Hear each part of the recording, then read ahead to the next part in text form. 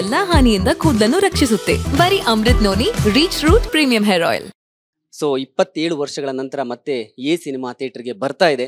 So ನಮ್ಮ ಜೊತೆ ಆ ಸಿನಿಮಾದ ಸೃಷ್ಟಿಕರ್ತ ಬುದ್ಧಿವಂತ ಉಪೇಂದ್ರ ಅವರಿದ್ದಾರೆ.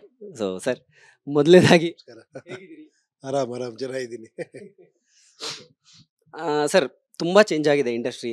ನೀವು 4 ದಶಕಗಳಿಂದಲೂ ಸಿನಿಮಾ ಇಂಡಸ್ಟ್ರಿ ನೋಡ್ಕೊಂಡು ಬಂದಿದ್ದೀರಿ. 80ರ ದಶಕದಿಂದ ನಿಮ್ಮ ಜರ್ನಿ ಶುರುವಾಗಿದೆ.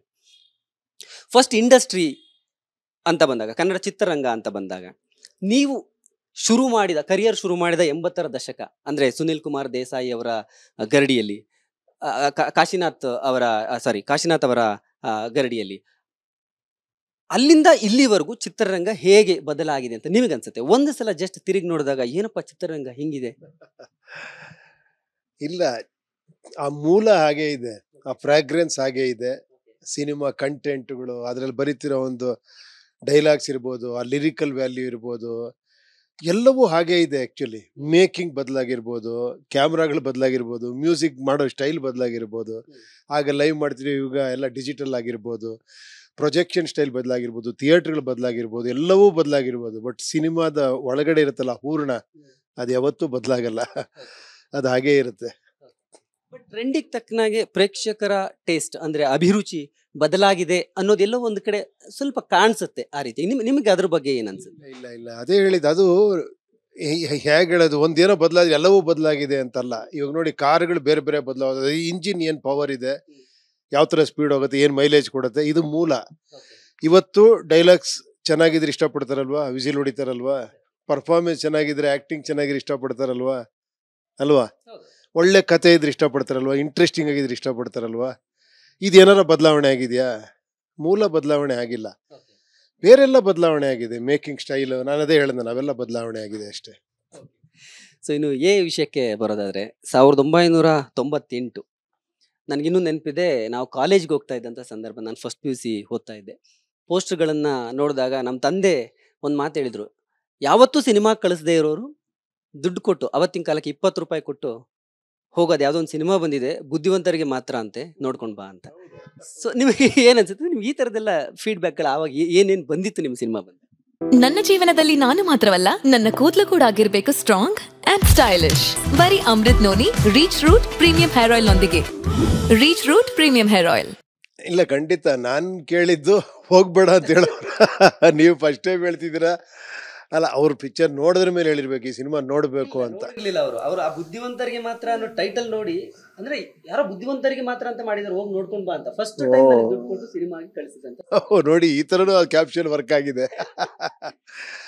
ಇಲ್ಲ, ಎಷ್ಟೋ ಜನಕ್ಕೆ ನೋಡಿದಾಗ ಈಗ ಆ ಒಂದು ಏಜ್ ಇರುತ್ತಲ್ಲ, ಒಂದು ಅಡಲಸೆಂಟ್ ಏಜು, ಇದರಲ್ಲಿ ಜಗತ್ತೇ ಪ್ರೀತಿ ಪ್ರೇಮ ಎಲ್ಲವನ್ನೂ ಕಳ್ಕೊಂಡು ಏನು ಹೇಳಿ, ಏನಿಲ್ಲ ಲೈಫ್, ಅದು ಬಿಟ್ಟರೆ ಏನಿಲ್ಲ ಅನ್ನೋ ಟೈಮಲ್ಲಿ ಅಂಥ ಒಂದು ಸೂಕ್ಷ್ಮವಾದ ವಿಷಯ ಇದ್ದಿದ್ದು ಸಿನಿಮಾ ಅದು. ಅದೆಲ್ಲದಕ್ಕಿಂತ ಜೀವನ ದೊಡ್ಡದು ಅಂತ ನೀವು ಇಲ್ಲ, ಪ್ರೀತಿನೇ ದೊಡ್ಡದು ಅಂತ ಅವಳು, ಆ ಕ್ಲಾಶ್ ಇರೋವಂಥ ಸಿನಿಮಾ ಅದು. ಕೊನೆಯಲ್ಲಿ ಪ್ರೀತಿನೇ ಗೆಲ್ಲದು, ಅದು ಬಿಡಿ. ಬಟ್ ಮೋಸ್ಟ್ಲಿ ನಾನು ಅದನ್ನ ನೋಡಿ ನಿಮ್ಮ ಫಾದರ್ ಹೇಳಿರ್ಬೋದು, ನೋಡಲಿ ಹುಡುಗರು ಅಂತ. ಬಟ್ ಏನಂದರೆ ಅದ್ರ ಸ್ಕ್ರೀನ್ ಪ್ಲೇ ಭಾಳ ಟ್ರಿಕ್ಕಿಯಾಗಿತ್ತು. ಸೊ ಏನೋ ಒಂದೇ ಸತಿ ನಿಮಗೆ ಏನು ಹೇಳಿ, ಒಂದು ಸಿಂಪಲ್ಲಾಗಿ ಹೇಳೋ ಸ್ಕ್ರೀನ್ ಪ್ಲೇ ಅಲ್ಲ ಅದು, ಟ್ವಿಸ್ಟೆಡ್ ಸ್ಕ್ರೀನ್ ಪ್ಲೇ ಇದ್ದಿದ್ದರಿಂದ ನಮ್ಗೆ ಆ ಬುದ್ಧಿವಂತರಿಗೆ ಮಾತ್ರ ಚೆನ್ನಾಗಿರುತ್ತೆ ಈ ಪಿಕ್ಚರ್ಗೆ ಅನಿಸಿದ್ದು. ಎಲ್ಲದಕ್ಕಿಂತ ಮುಖ್ಯವಾಗಿ ಅದು ಎನ್ಕ್ಯಾಶ್ ಮಾಡೋದಕ್ಕಲ್ಲ ಅದು ಮಾಡಿದ್ದು. ಇವಾಗ ಅಂದರೆ ಫಾರ್ ಅಡಲ್ಟ್ಸ್ ಓನ್ಲಿ ಅಂತ ಹಾಕೋರು, ವಯಸ್ಕರಿಗೆ ಮಾತ್ರ ಅಂತ. ಅಲ್ಲ, ಇದು ಬುದ್ಧಿವಂತರಿಗೆ ಮಾತ್ರ ಅನ್ನೋ ಇದು ಅಂತ.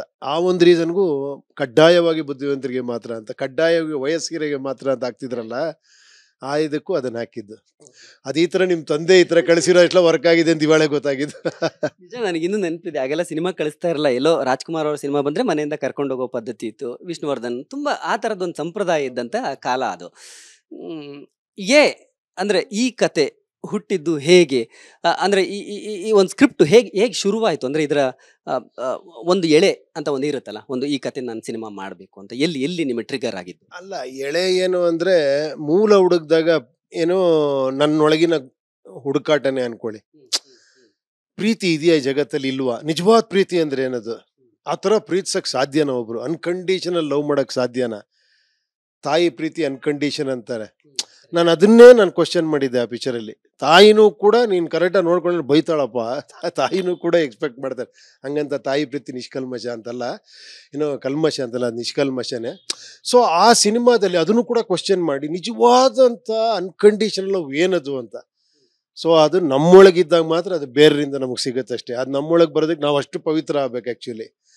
ಸೊ ಆ ಒಂದು ಟಾಪಿಕ್ ಇಟ್ಕೊಂಡಾಗ ಈ ಪ್ರಪಂಚ ಹಂಗಿಲ್ಲ ಆ್ಯಕ್ಚುಲಿ. ಪ್ರಾಬ್ಲಮ್ ಅಂದ್ರೆ ಅದಕ್ಕೆ ಆ ಸರ್ಕಲ್ ಹಾಕಿ, ನೀನು ಸಣ್ಣ ಸರ್ಕಲ್ ಪ್ರೀತಿ ಅನ್ನೋ ಸರ್ಕಲ್ ನಿಂತಿದ್ಯಾ, ಪ್ರಪಂಚ ತುಂಬ ದೊಡ್ಡದಿದೆ, ಅದರಿಂದ ಹೊರಗೆ ಬಂದೇ ಬರ್ತೀಯ ನೀನು ಅಂತ ಜೀಪ್ ಬಿಡ್ತಾನೆ.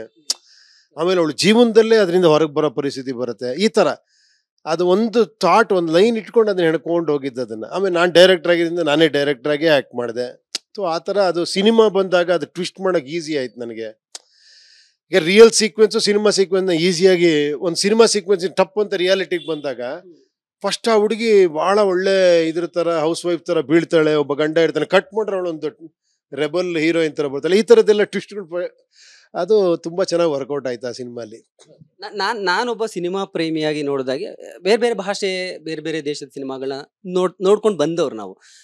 ಬಟ್ ಈ ಥರದೊಂದು ಎಕ್ಸ್ಪೆರಿಮೆಂಟನ್ನು, ಅಂದರೆ ಸ್ಕ್ರೀನ್ ಪ್ಲೇನ ಏನೋ ರಿವರ್ಸ್ ಸ್ಕ್ರೀನ್ ಪ್ಲೇ ಥರದ್ದು ಒಂದು ಫಾರ್ಮ್ಯಾಟನ್ನು ಆ ಕಾಲಕ್ಕೆ ನಿಮ್ಗೆ ಹೇಗೆ, ಅಂದರೆ ಈ ಸ್ಕ್ರೀನ್ ಪ್ಲೇ ನಾನು ಮಾಡಿರೋ ವರ್ಕ್ ಆಗುತ್ತಾ ಇಲ್ವಾ, ಅಂದರೆ ಆ 90ರ ದಶಕ ಅನ್ನೋದು ಟೂ ಅರ್ಲಿ, ಅವಾಗ ಇದೆಲ್ಲ ತುಂಬ ದೊಡ್ಡ ಎಕ್ಸ್ಪೆರಿಮೆಂಟ್ಸ್ ಇದೆಲ್ಲ. ಅಂದರೆ ನಿಮಗೆ ಎಲ್ಲಿ ಥಾಟ್ ಈ ಥರದೊಂದು ಸ್ಕ್ರೀನ್ ಪ್ಲೇ ನಾನು ಮಾಡಬೇಕು ಅನ್ನುವಂಥ? ಏನಾರ ಗೊತ್ತಿದ್ದಿದ್ರೆ ಭಯ ಆಗೋದು, ಏನೂ ಗೊತ್ತಿರ್ಲಿಲ್ಲಲ್ಲ. ಗೊತ್ತಿಲ್ಲದೆ ಇಷ್ಟೆಲ್ಲ ಮಾಡಿದ್ರ ಆಗಲ್ಲ.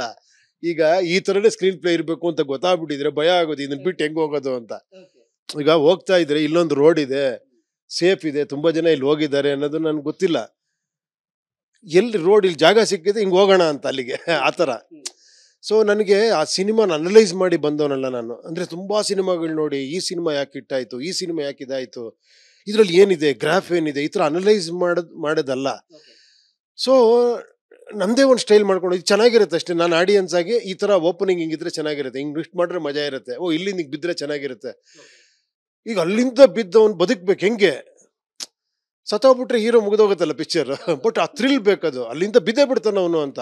ಹೆಂಗೆ ಬಿದ್ದು ಹೆಂಗೆ ಬದುಕ್ತಾನೆ ಅಂದರೆ ಕೆಳಗಡೆ ಕುರಿ ಇರುತ್ತೆ, ಟಾಚಕ್ ಅಂತ ಏನೋ ಗೋಡೆಗೆ ಏನೋ ರಕ್ತ ಹೊಡಿತದೆ, ಆಮೇಲೆ ಕರ್ಕೊಂಡು ಹಾಸ್ಪಿಟ್ಲ್ ಸೇರಿಸಿದ್ರೆ ಬದುಕ್ತಾನೆ ಅವನು ಅಂತ. ಲಾಜಿಕಲಿ ಏನೋ ಅದು ಥ್ರಿಲ್ ಕೊಟ್ಬಿಟ್ಟು ಲಾಜಿಕಲಿ ಅದನ್ನು ಕವರ್ ಅಪ್ ಮಾಡೋದು. ಸೊ ಈ ಥರ, ಆ ಥರ ಏನೋ ನಮಗೆ ಖುಷಿ ಕೊಡ್ತಾ ಇತ್ತು, ಹೇಳಿದಾಗ ಎಲ್ಲರೂ ಖುಷಿ ಆಗ್ತಾ ಇತ್ತು. ಆಮೇಲೆ ನನ್ನ ಜೊತೆ ಕೂತಿರೋರು ಕೂಡ ಯಾರು ಸಿನಿಮಾದವರಲ್ಲ, ಎಲ್ಲ ನನ್ನ ಕಾಲೇಜ್ ನನ್ನ ಜೊತೆ ಓದ್ದವರು ಅಷ್ಟು ಏನೋ ಎಲ್ಲ. ನಾನು ಸುಮ್ಮನೆ ಬಂದು ನನ್ನ ಫ್ರೆಂಡ್ಸನ್ನೆಲ್ಲ ಕರೆದು ಹೇಳ್ತಾ ಇದ್ದೆ, ಅವ್ರಿಗೂ ಅಷ್ಟೇ ಸಖತ್ತಾಗಿದೆಯಮ್ಮ ಅನ್ನೋರು, ಆ ಥರ. ಸೊ ಅದು ಹಂಗಾಗಿದ್ದದು.